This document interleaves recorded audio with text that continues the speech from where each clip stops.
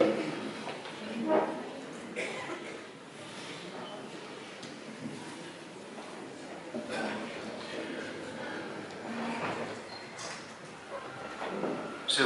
Αρχιεπίσκοπε Κρήτης, κύριε Ειρηναία, σεβασμιότατοι πατέρες, σεβαστό Πρεσβυτέριο, αγαπητοί μου Χριστού αδελφοί, χαίρετε πάντοτε εν Κυρίου.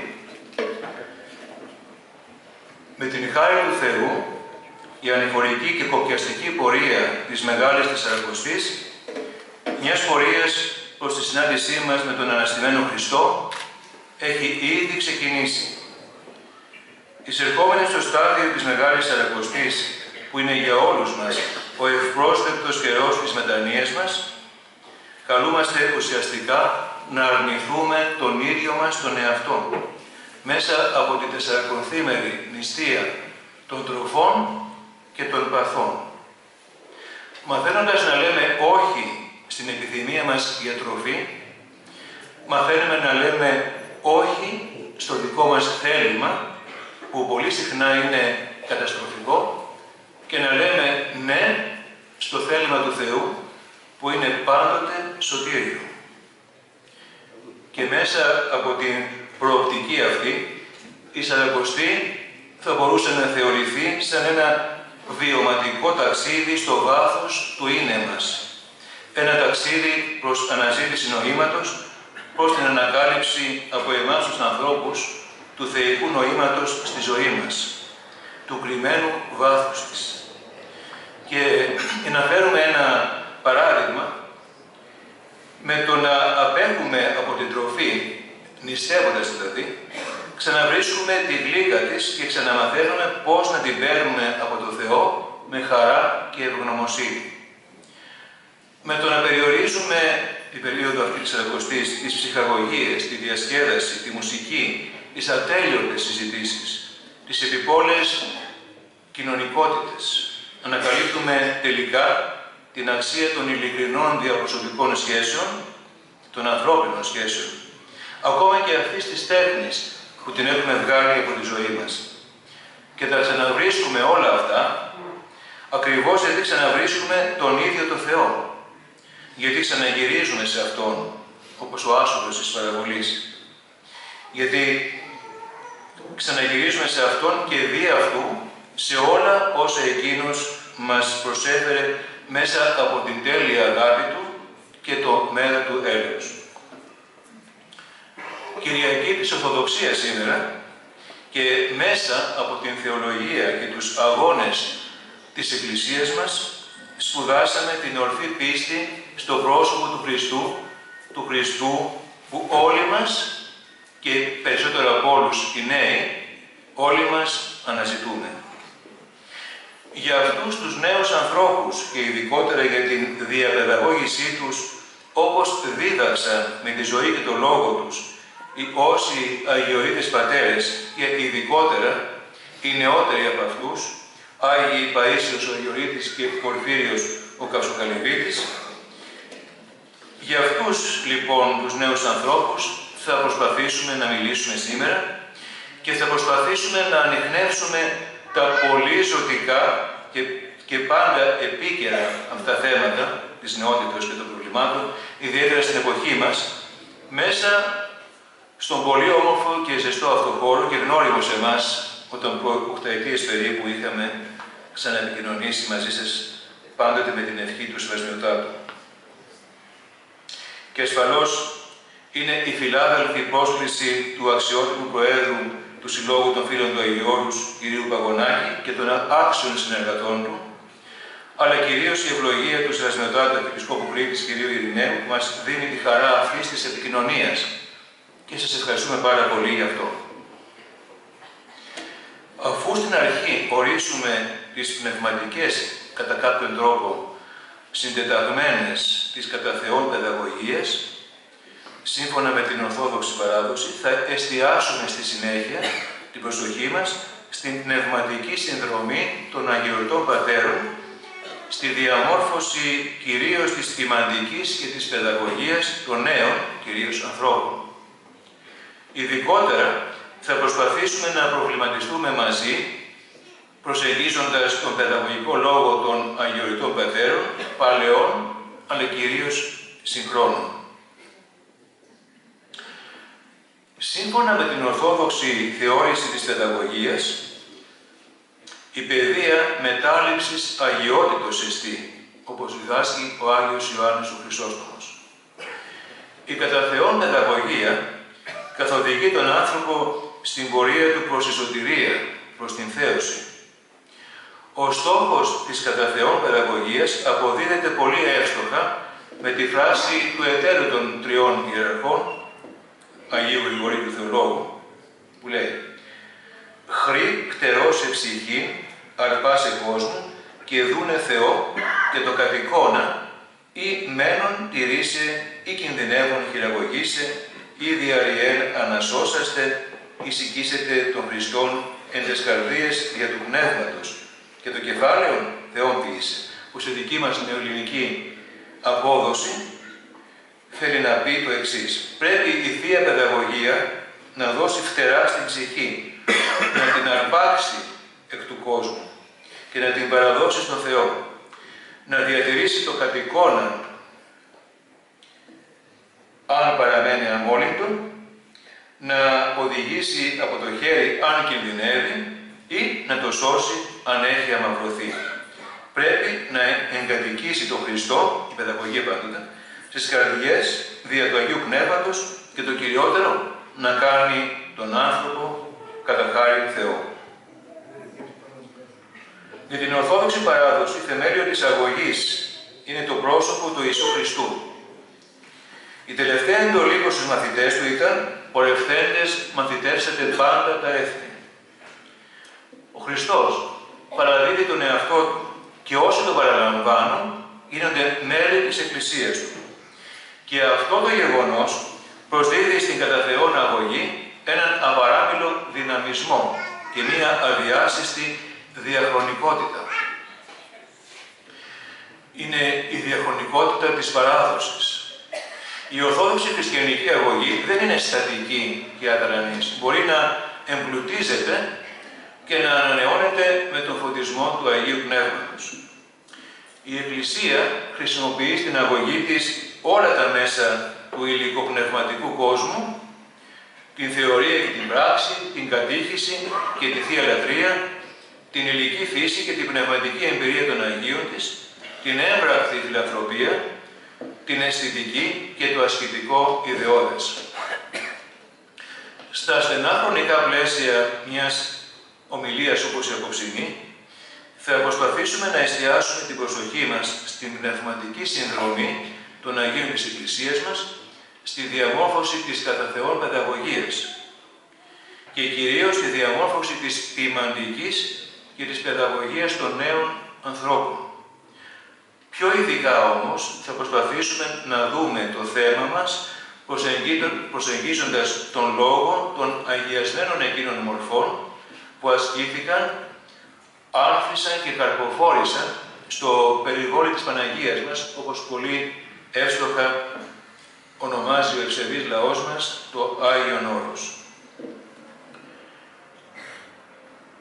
Η διαπαιδαγώγηση των νέων κατά τους Αγιορείτες Πατέρες θα είναι λοιπόν το θέμα της απόψινής μας επικοινωνίας.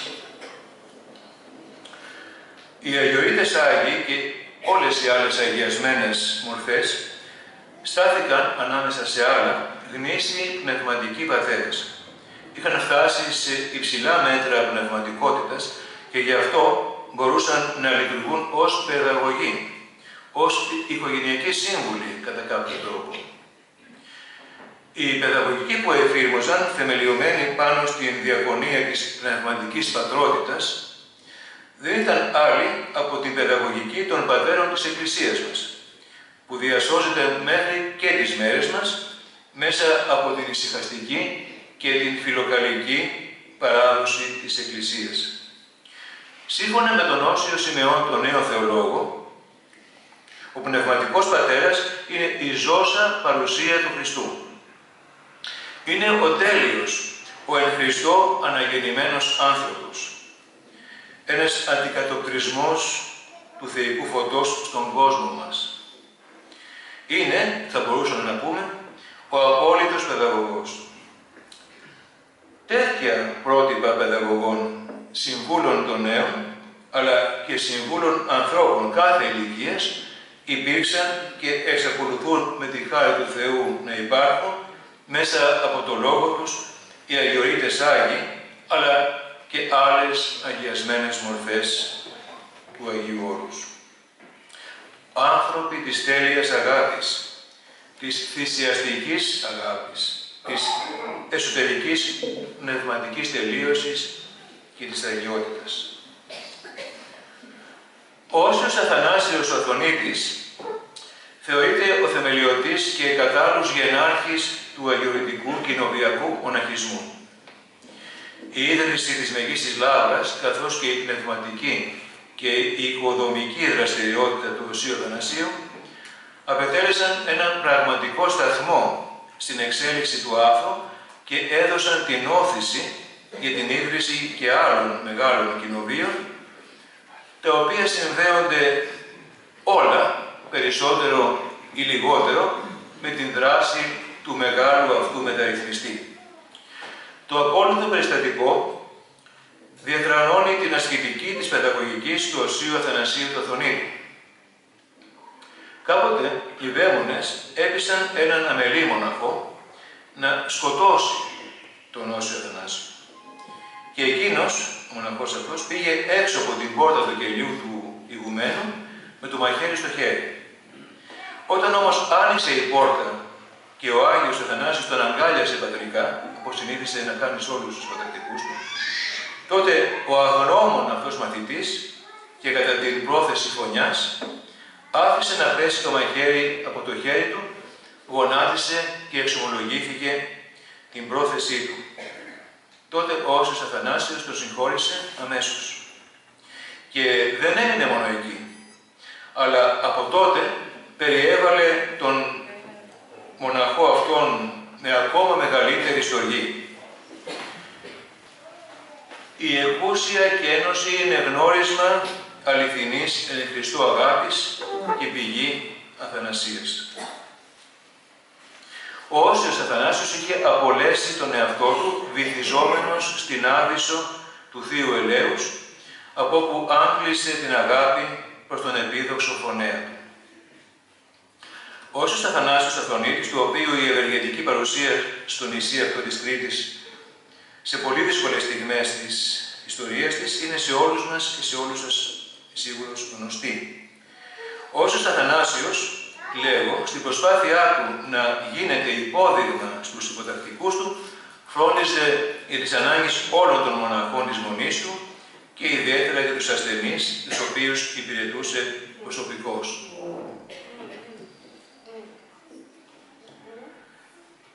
Μέσα από την πνευματική καθοδήγηση, δηλαδή μέσα από μυσταγωγικό και πνευματικό τρόπο, οι αγιασμένες μορφές του Αγίου Όρου συνέβαλαν στο να γεννώνται, εντός εισαγωγικών, και να αναγεννώνται, εντός εισαγωγικών, οι σχετιζόμενοι με αυτούς πνευματικά.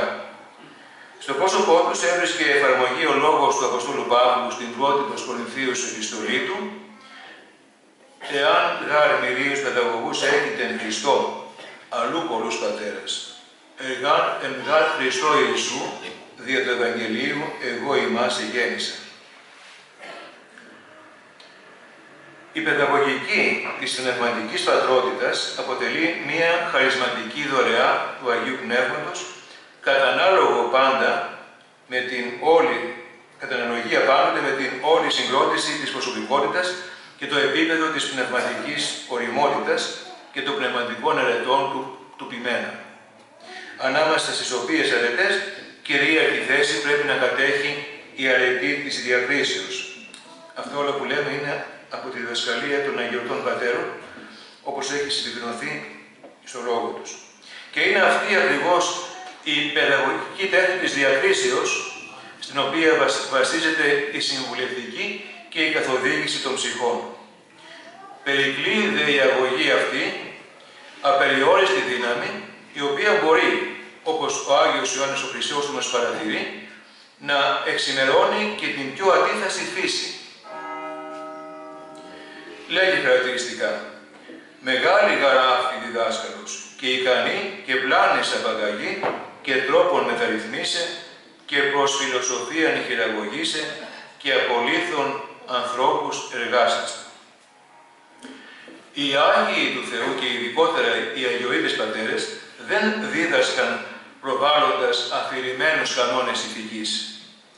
Καθοδηγούσαν κυρίως στο πλαίσιο μιας βαθιάς διαπροσωπικής σχέσης. Αγαπούσαν τον άνθρωπο όπως αυτός είναι, με τις αδυναμίες και τα ερωτήματά του. Ενεργούσαν δε με παιδαγωγική περίσσεψη και ψυχολογική διορατικότητα, χρησιμοποιώντας ευέλικτες παιδαγωγικές μεθόδους.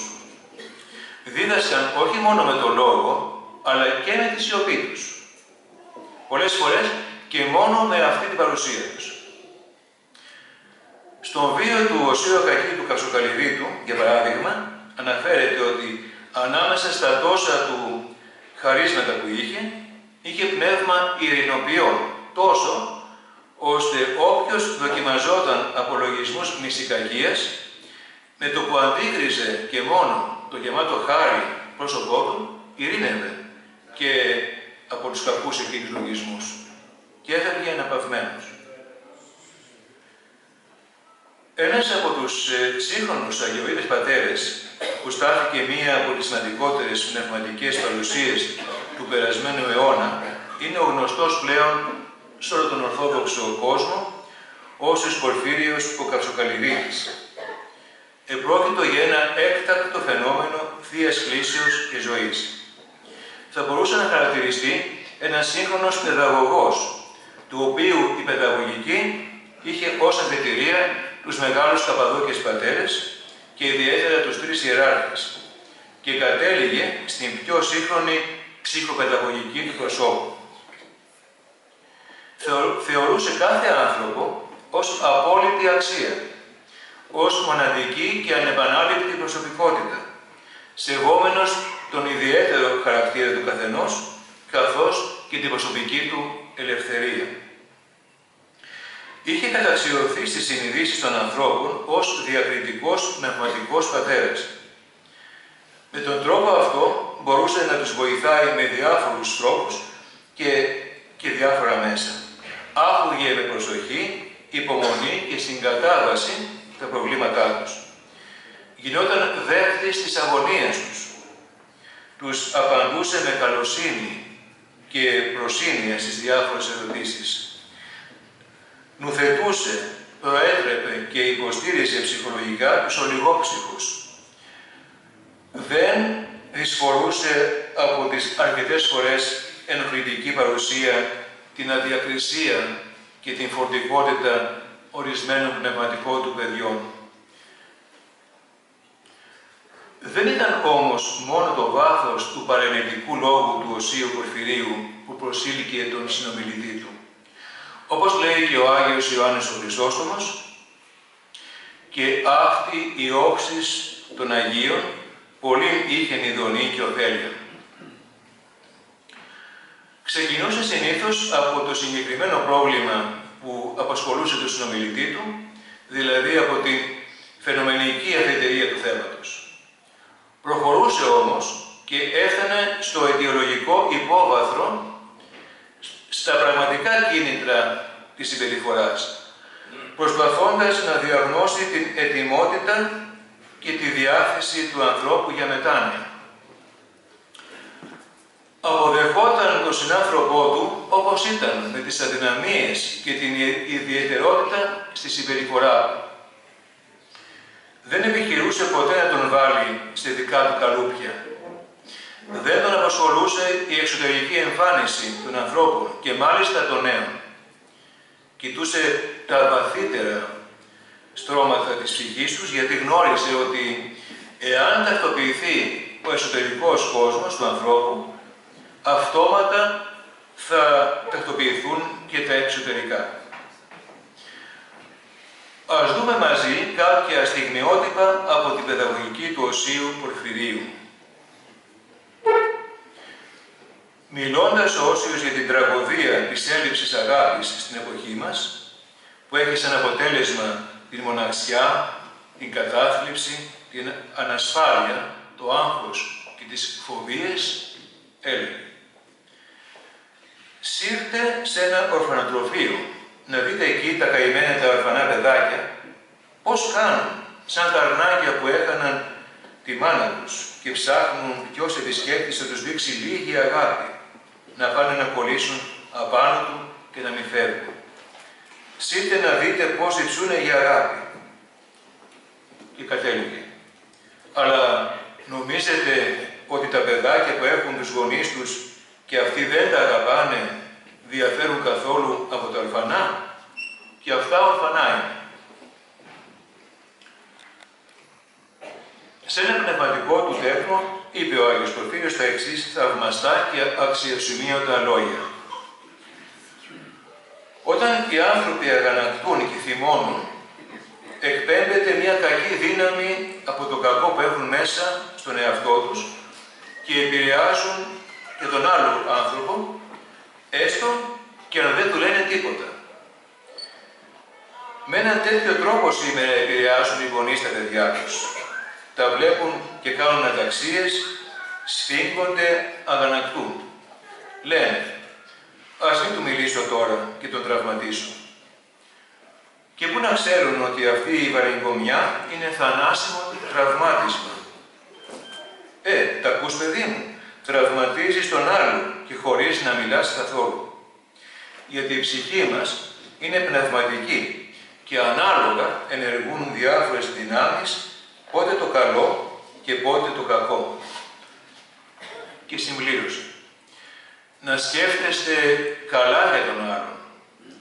Με την προσευχή σας, μέσω του Χριστού, επηρεάζετε ευνοϊκά τον άλλον. Να μην σκέφτεστε άσχημα για κάποιον, διότι τότε επηρεάζετε και αυτόν άσχημα». Για τους γονείς ενός παραστρατημένου παιδιού έλεγε με λύπη: «Οι γονείς του, με τόση μόρφωση, με τόσες ψυχολογικές γνώσεις, με τόση επιστημονική κατάρτιση, έχασαν το παιδί τους μέσα από τα χέρια τους. Τι να σου κάνει η μόρφωση? Μόνο η χάρη του Θεού, μόνο η αληθινή αγάπη μας, που θυσιάζεται μυστικά για τους άλλους, μόνο αυτή μπορεί να σώσει και τους άλλους και εμάς».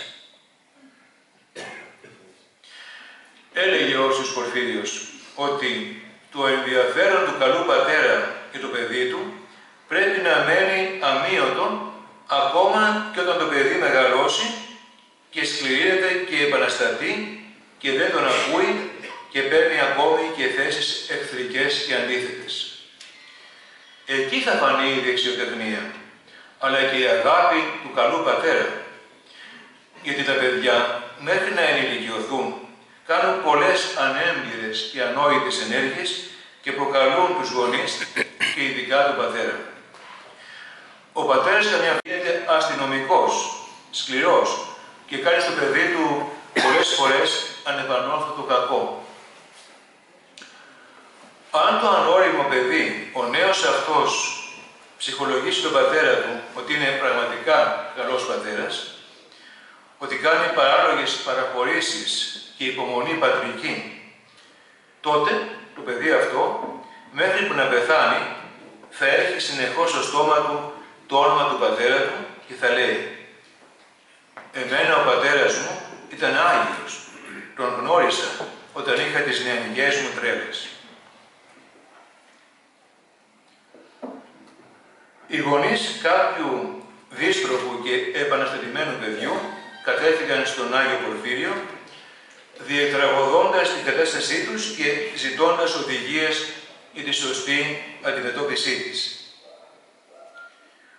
Ο Όρσιος Πορφύριος τους έλεγε ότι τι πρέπει εκείνοι να προσέξουν στη ζωή τους.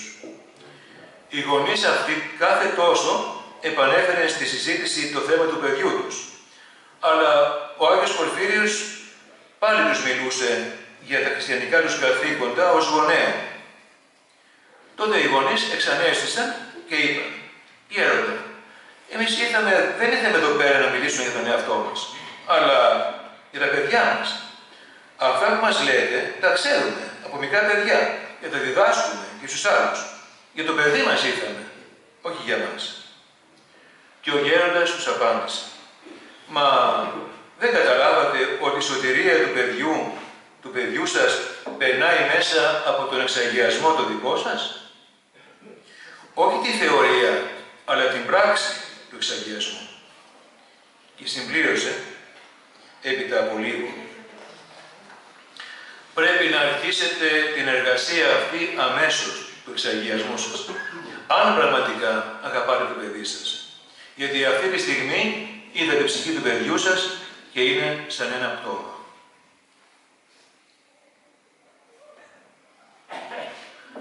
Σε μία μητέρα που τον ρώτησε αν είναι προτιμότερο να πάρει τα παιδιά της και να εγκατασταθεί στο Λονδίνο, της είπε, «Μην αγοράσεις σπίτι στο Λονδίνο, μην πας εκεί. Δεν ξέρεις την εργασία σου εκεί. Το κλίμα είναι υγρό, οι άνθρωποι είναι ξένοι, ψυχροί, ετερόδοξοι. Τα παιδιά σου θα είναι λυπημένα εκεί. Είναι καλύτερα να μείνουν εδώ, που οι άνθρωποι είναι χριστιανοί, ορθόδοξοι, Έλληνες. Το κλίμα εδώ είναι καλό και θα το χαρούν τα παιδιά. Τα παιδιά δεν θέλουν καταπίεση. Όταν κάνουν αταξίες, σαν μητέρα, λάβε τα μέτρα σου, αλλά μην τα πιέζεις. Καλά κάνεις και τους διαβάζεις την Αγία Γραφή κάθε μέρα. Αν ένα σου παιδί αντιδρά, άφησέ το. Πάρε το άλλο, πήγαινε το σε ένα δωμάτιο και συνέχισε το διάβασμα. Όταν πηγαίνεις στην εκκλησία και τα παιδιά σου δεν θέλουν να σε ακολουθήσουν, μην τα εξαναγκάζεις, αλλά και μην αδιαφορήσεις γι' αυτά. Να πας να τους πεις, «Εγώ, παιδιά, φεύγω για την εκκλησία. Όποιος θέλει μπορεί να έρθει μαζί μου τώρα και λίγο αργότερα». Αυτά τα λόγια να τους πεις και να κάνεις πολύ προσευχή για τα παιδιά σου. Με την προσευχή θα τους μιλήσει ο ίδιος ο Θεός.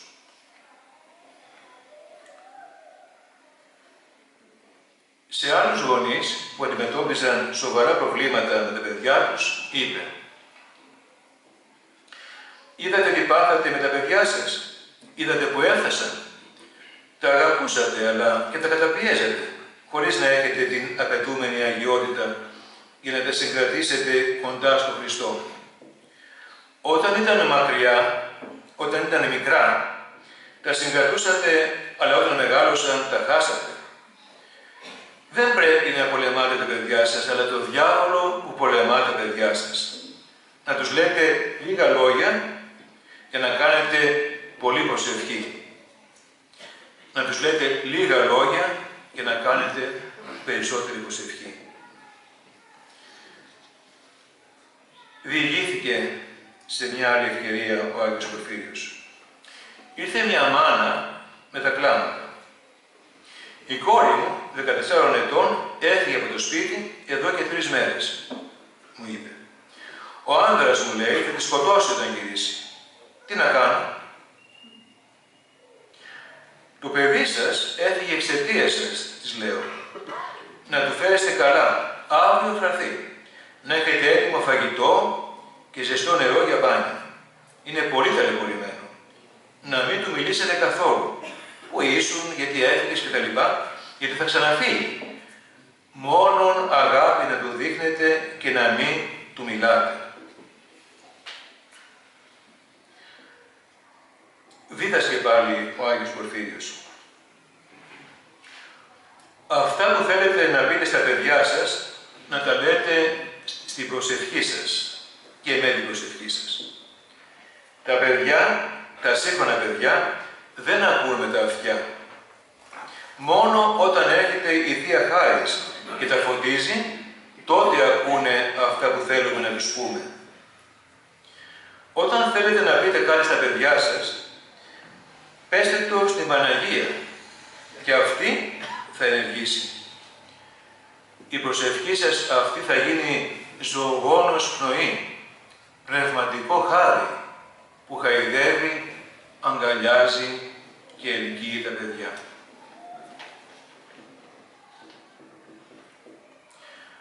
Δίδασκε επίσης ο Όσιος Πορφύριος ότι θα πρέπει οι γονείς σιγά σιγά να αφαιρέσουν από τα παιδιά τους την κακή συνήθεια ότι πρέπει όλο το ενδιαφέρον τους να στρέφεται γύρω από αυτά και ότι θα πρέπει να τα διδάξουν και να τα συνηθίζουν να κάπτονται και να προσαρμόζονται με όλους τους ανθρώπους και σε όλες τις καταστάσεις. Και αυτό, που έλεγε ο Άγιος Πορφύριος, είναι να μην δυσκολεύονται τελικά όταν εισέλθουν στη ζωή με 1002 διαφορετικούς χαρακτήρες ανθρώπων. Έτσι, να μην τα χαλάνε και να μην δημιουργούν εχθρούς για μικροεγωισμούς και υπερβολική αυταρέσκεια. Αυτή είναι η σωστή παιδαγωγική για τους νέους, έλεγε. Σε άλλη πάλι ευκαιρία, ο Άγιος Πορφύριος ο Καυσοκαλυβίτης είχε πει μεταξύ άλλων: ο σκοπός των χαρισμάτων του Θεού είναι για να βοηθάει ο Θεός τον άνθρωπο με αυτά. Και εξηγούσε: και σε μένα καμιά φορά εκδηλώνεται η χάρη του Θεού, όμως μόνο τότε όταν πρόκειται να βοηθήσει κάποια ψυχή. Να, πριν λίγο καιρό με πήρε ένας από την Αμερική για να με ρωτήσει για κάποιο σοβαρό θέμα που τον απασχολούσε. Εμένα όμως με πληροφόρησε η Θεία Χάρις για ένα άλλο σοβαρό θέμα που του συνέβαινε, αλλά που αυτός δεν το είχε επισημάνει. Το είπα λοιπόν: πρόσεξε, γιατί δείχνεις πολύ μεγάλη και ιδιαίτερη αγάπη στο ένα από τα δυο σου παιδιά και ασχολείσαι συνέχεια με αυτό λόγω αδυναμίας. Όμως, με τη στάση αυτή έχεις προκαλέσει σοβαρά τραύματα στην ψυχή του άλλου μικρού παιδιού σου και ζηλεύει. Του έχουν δημιουργηθεί μεγάλα ψυχολογικά προβλήματα και αν δεν το προσέξεις τώρα αυτό που σου λέω, θα του κάνεις μεγάλη ζημιά και υπεύθυνος θα είσαι εσύ. Πρόσεξε λοιπόν τι κάνεις.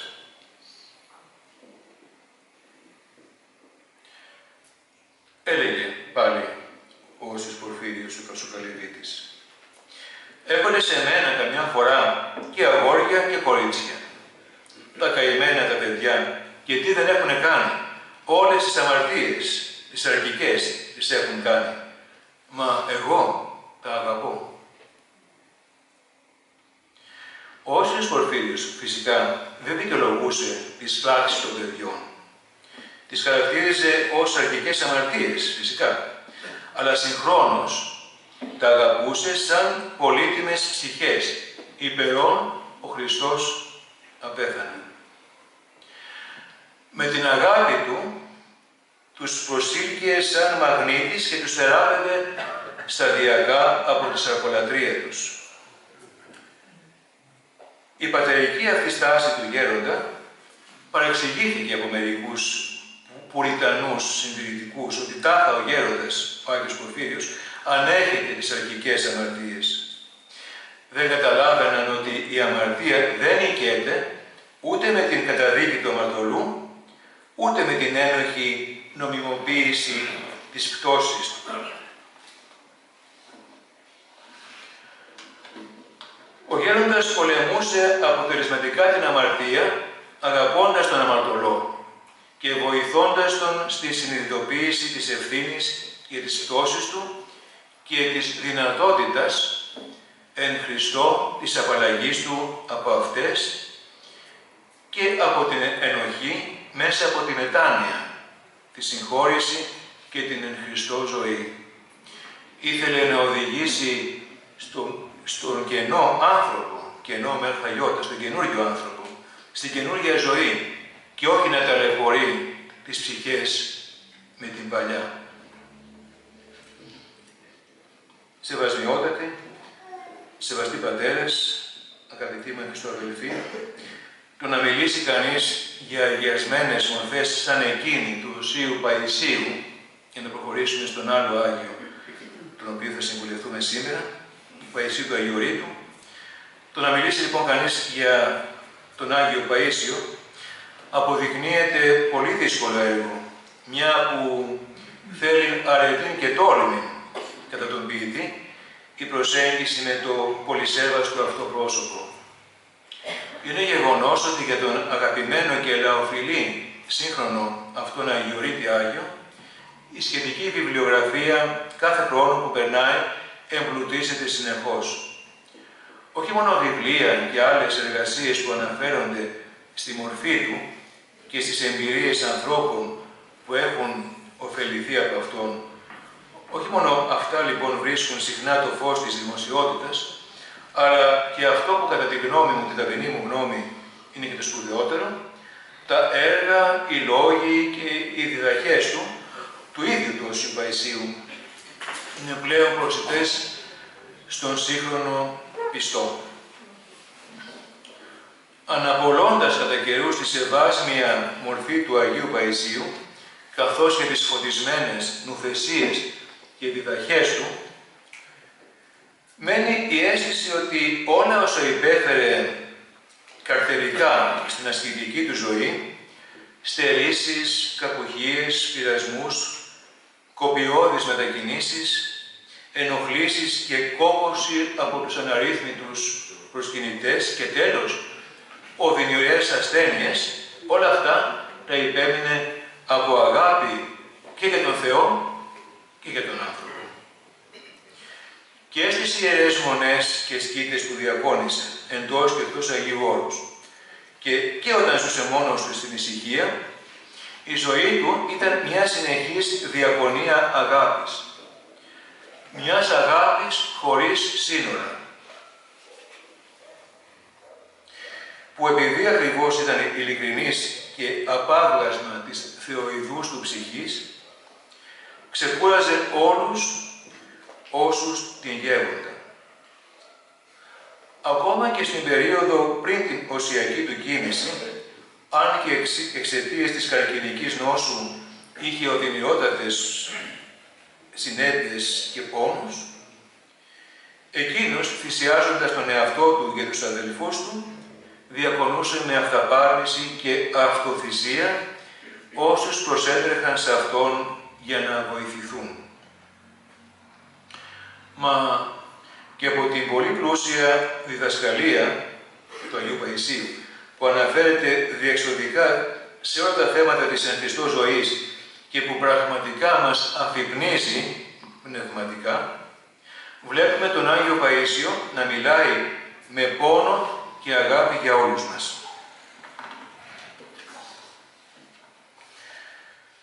Από το πάνθεον των αρετών,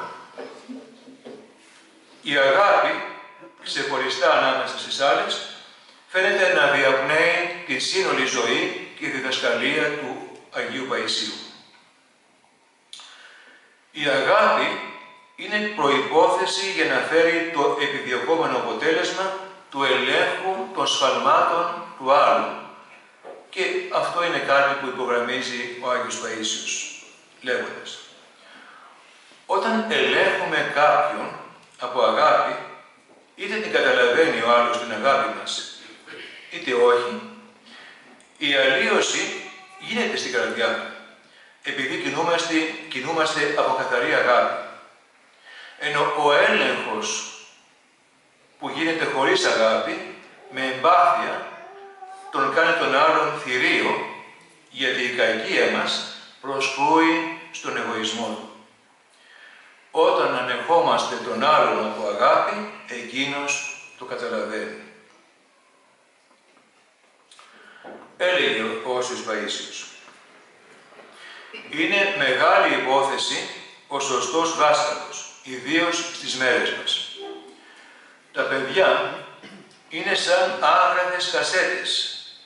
Ή θα γεμίσουν βρώμικα τραγούδια ή βυζαντινή μουσική. Μεταφορικά τα λέει αυτά. Το έργο του δασκάλου είναι ιερό.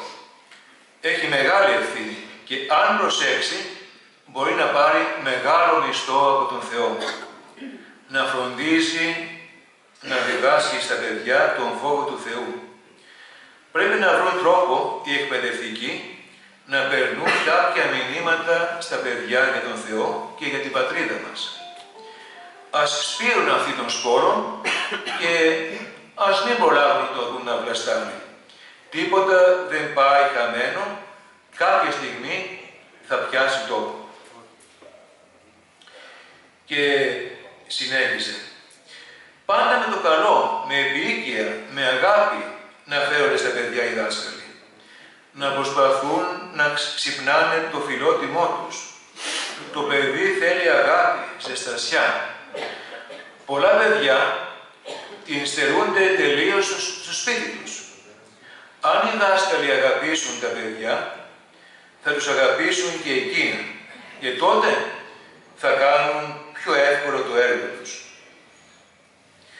Γι' αυτό λέω ότι καλοί είναι οι γονείς που γεννούν πολλά παιδιά και γίνονται πολύτεχνοι, αλλά καλύτεροι γονείς είναι οι σωστοί εκπαιδευτικοί που αναγεννούν του κόσμου τα παιδιά και γίνονται υπερπολίτεχνοι. Δίνουν αναγεννημένους ανθρώπους στην κοινωνία και έτσι γίνεται καλύτερη. Δίδασκε πάλι ο Άγιος Παΐσιος ο Αγιορείτης. Έχω προσέξει ότι τα σημερινά παιδιά, ιδίως αυτά που σπουδάζουν, παθαίνουν ζημιά από τα σπίτια τους ακόμη. Ενώ είναι καλά παιδιά, αχρηστεύονται. Δεν σκέπτονται, έχουν μία αναισθησία.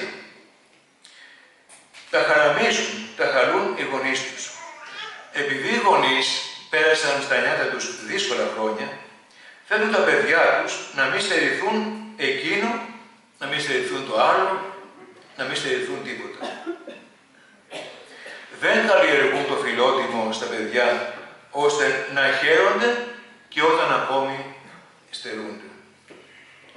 Φυσικά, με καλό λογισμό το κάνουν οι γονείς. Τα συνηθίζουν να τους τα πηγαίνουν όλα στο χέρι, ακόμα και το νερό, για να διαβάσουν, για να μην χασομερούν.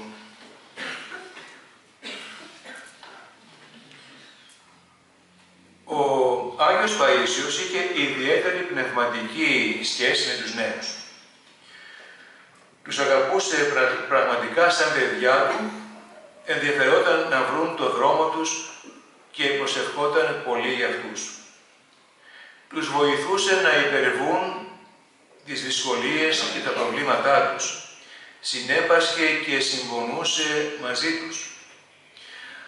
Αυτοί πάλι οι νέοι με τη σειρά τους διαισθάνονταν τη μεγάλη του αγάπη και του είχαν απεριόριστη εμπιστοσύνη. Έβλεπες στο κελί του στην Παναγούδα ναρκωμανείς, αναρχικούς, παραστρατημένους, ψυχασθενείς, απελπισμένους. Αφού με τις συμβουλές του γέροντα μετανοούσαν και συνέρχονταν, στη συνέχεια τον επισκέπτονταν αλλοιωμένοι πνευματικά. Σχολιάζοντας την κατάσταση της παιδείας της εποχής μας, έλεγε: «Βλέπω σήμερα που απομακρύνουν τα παιδιά από την Εκκλησία πώς έχουν αγριέψει.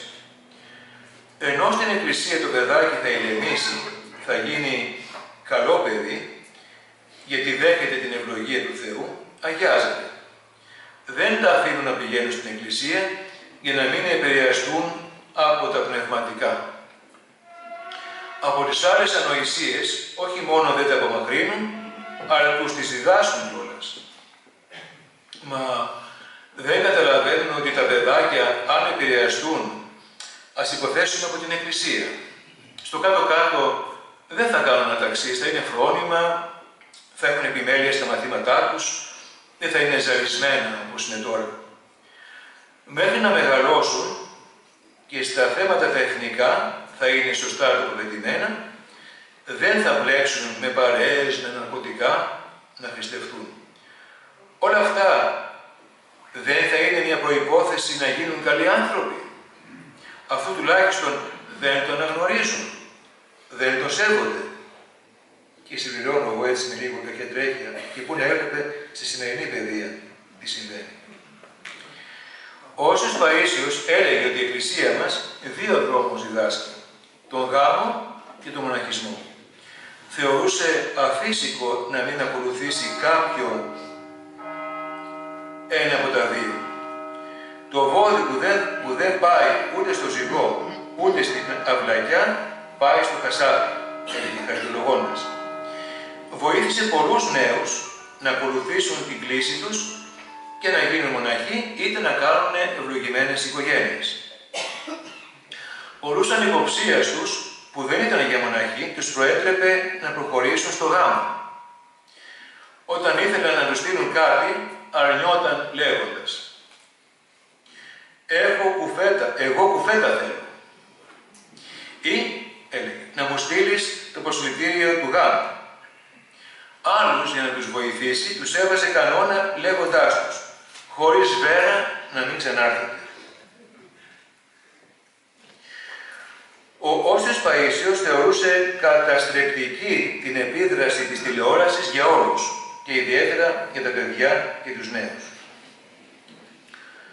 Ανέφερε με πόνο περιπτώσεις παιδιών που οι γονείς τους, για να έχουν την ησυχία τους, το κεφάλι του ήσυχο, τα άφηναν ώρες ολόκληρες να βλέπουν τηλεόραση, με αποτέλεσμα να καταστρέφονται διανοητικά, ψυχικά και σωματικά.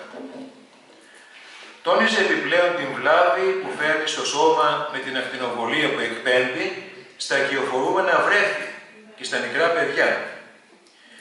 Μιλούσε ακόμη και για δαιμονικές επιδράσεις.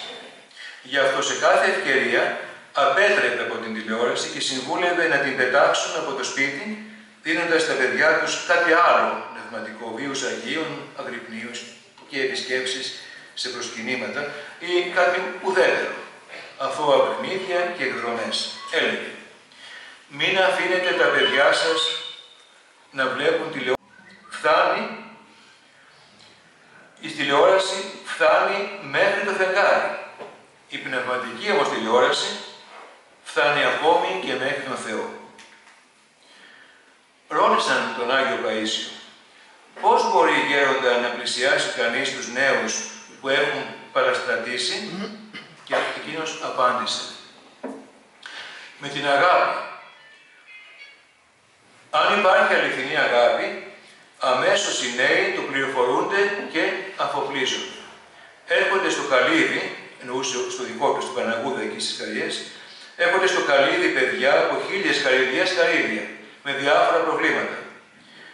Τους καλωσορίζω, τους κερνώ, τους μιλώ και σε λίγο γινόμαστε φίλοι.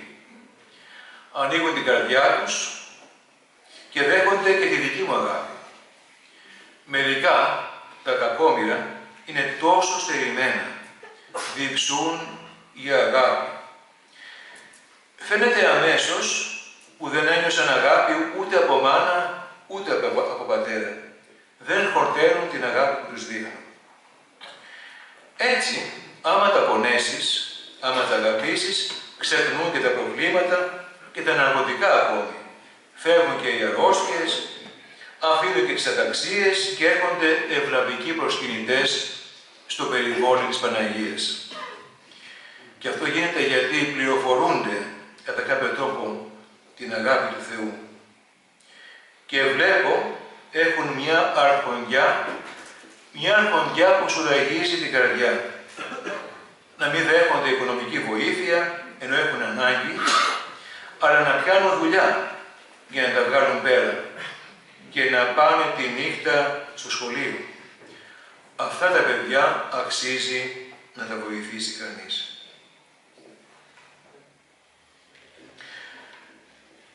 Οι γονείς όσο μπορούν, συνεχίζει να μας διδάσκει ο Άγιος Παΐσιος με το θεϊκό του λόγο, όσο μπορούν να βοηθούν τα παιδιά όταν είναι μικρά. Τα παιδιά είναι σαν τις άδειες κασέτες. Αν γεμίσουν Χριστό, θα είναι κοντά του για πάντα. Αν όχι, είναι πιο εύκολο όταν μεγαλώσουν να παρασπρατήσουν. Αν μικρά βοηθηθούν και να ξεφύγουν λίγο αργότερα πάλι θα συνέλθουν.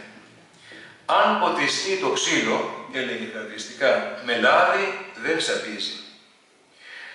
Λίγο αν ποτιστούν τα παιδιά με ευλάβεια, με φόβο Θεού, δεν έχουν ανάγκη μετά, συμβούλευε ο Άγιος Παΐσιος, ο Αγιορείτης.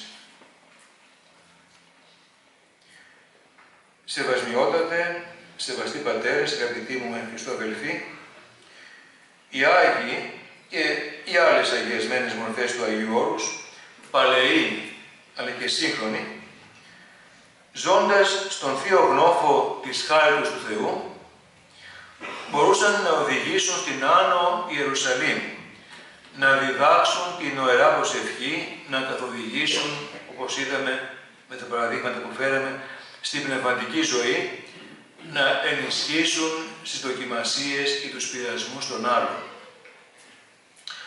Πολλοί από τους ενάρετους αυτούς πατέρες στήριξαν όχι μόνο πλειάδα ο καθένας συνασκητών τους και άλλων αγιοριτών μοναχών, αλλά και το λαό του Θεού, μεταδίδοντάς τους το ήθος της αγιορείτικης πνευματικότητας και φανερώνοντάς τους την ελευθερία του μέλλοντος αιώνος.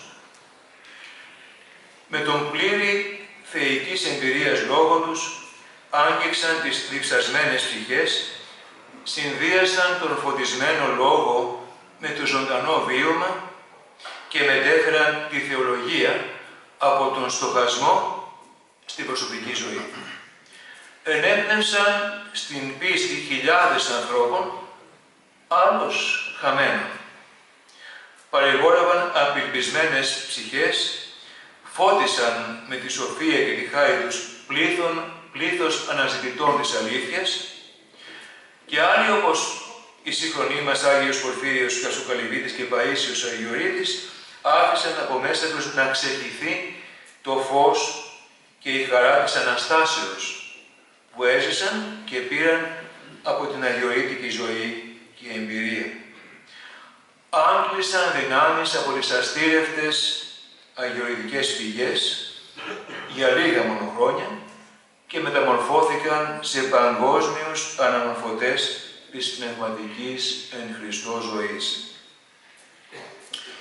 Η υψηλή πνευματικότητα του βίου των αγιασμένων μορφών του Αγίου Όρους είναι πάντοτε δυναμογόνος, ζωντανή και ζωτική, σπάει το φράγμα του χρόνου, προσπερνάει τις ασίγαστες ιστορικές καταιγίδες και τις ανθρώπινες περιπέτειες, για να χτυπήσει σαν ένα πνευματικό ξυπνητήρι στο ανήσυχο, ομιχλώδες και ανταριασμένο σήμερα.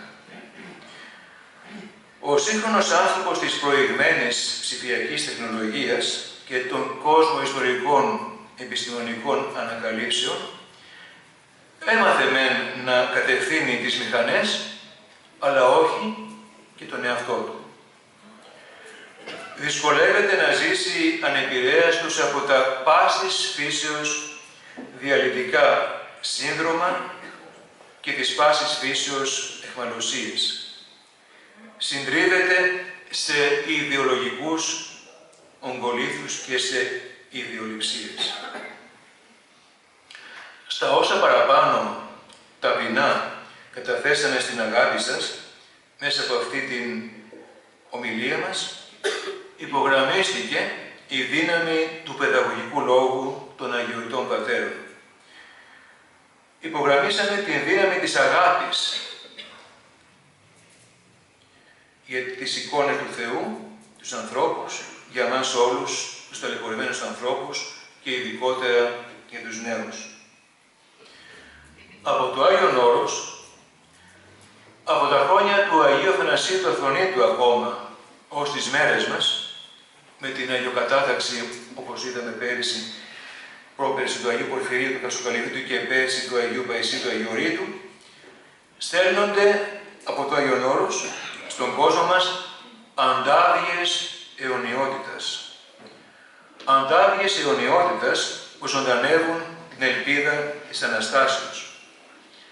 Και σήμερα, στην αρχή της Μεγάλης Τεσσαρακοστής, όχι μόνο αντλούμε δύναμη και ελπίδα, όχι μόνο υπερβαίνουμε τις αδυναμίες μας, όχι μόνο λαμβάνουμε υπόδειγμα αγιαστικής βιωτής και εμπειρίας, αλλά κυρίως ομολογούμε την βιωματική πεποίθηση που είχαν και ακτινοβολούσαν όλοι οι Άγιοι της Εκκλησίας μας, ανάμεσά τους και οι Αγιορείτες, την ιδιωματική πεποίθηση πως ο Χριστός Ανέστη. Όλοι όσοι πιστεύουμε στον Αναστημένο Χριστό, λάβαμε το δώρο αυτής της νέας ζωής, καθώς και την δύναμη να την αποδεχθούμε και να ζήσουμε διαμέσου αυτής της ζωής. Λάβαμε τη δύναμη να αντιμετωπίσουμε κάθε κατάσταση αυτού του κόσμου, ακόμα και τον ίδιο τον θάνατο. Μια που με το δικό του σταυρικό θάνατο ο Χριστός άλλαξε την φύση ακριβώς του θανάτου. Τον έκανε πέρασμα, διάβαση, Πάσχα στη Βασιλεία των Ουρανών, μεταμορφώνοντας την δραματικότερη και τραγικότερη στιγμή του ανθρώπου, τον θάνατο, σε αιώνιο θρίαμβο. Με το θάνατο πατήσας, ο Χριστός μας έκανε μετόχους της Αναστάσεώς Του. Το Πάσχα είναι η θύρα, ανοιχτή κάθε χρόνο, που οδηγεί στην υπέρλαμπρη Βασιλεία των Ουρανών. Είναι η πρόγευση της αιώνιας και απερίγραπτης χαράς και ευφροσύνης που περιμένει όσους, αφού συσταυρώθηκαν με τον Χριστό, συναναστήθηκαν μαζί Του από την έκρωση που είχαν επιφέρει στη ψυχή τους τα πάθη. Αυτή είναι η πίστη της Εκκλησίας μας, που επιβεβαιώνεται και φανερώνεται στον κόσμο μέσα από τους Αγίους, τους φίλους του Θεού. Και τέτοιοι είναι οι Άγιοι Πορφύριος ο Καυσοκαλυβίτης και Άγιος Παΐσιος ο Αγιορείτης και όλες οι αγιασμένες μορφές του Αγίου Όρους. Διδάσκει με τον χαρακτηριστικό του τρόπο ο Όσιος Παΐσιος. Ο Χριστός μας θέλει λεβέντες και παλικάρια και δεν εννοεί τίποτε λιγότερο ή τίποτε περισσότερο από εκείνο που εκφράζει η φαινομενικά κοσμική αυτή εικόνα, δηλαδή ένα δυνατό και ηρωικό άνθρωπο γυμνασμένο στο σώμα, αλλά κυρίως στην ψυχή, έτοιμο για αγώνες, για νίκες, αλλά και για ήττες. Γιατί όπως ο Χριστός, έτσι και εμείς, από τη θλίψη του Σταυρού και του πάθους, από τον πόνο και τον θάνατο, φτάνουμε στην χαρά της Αναστάσεως, προς την οποία και πορευόμαστε με κουράγιο και δύναμη. Και επειδή σεβασμιότατα ζούμε σε καιρούς χαλεπούς, όπου η οικονομική κρίση και η τελευταία και η μεταναστευτική κρίση συνεχίζει να μαστίζει την κοινωνία μας, με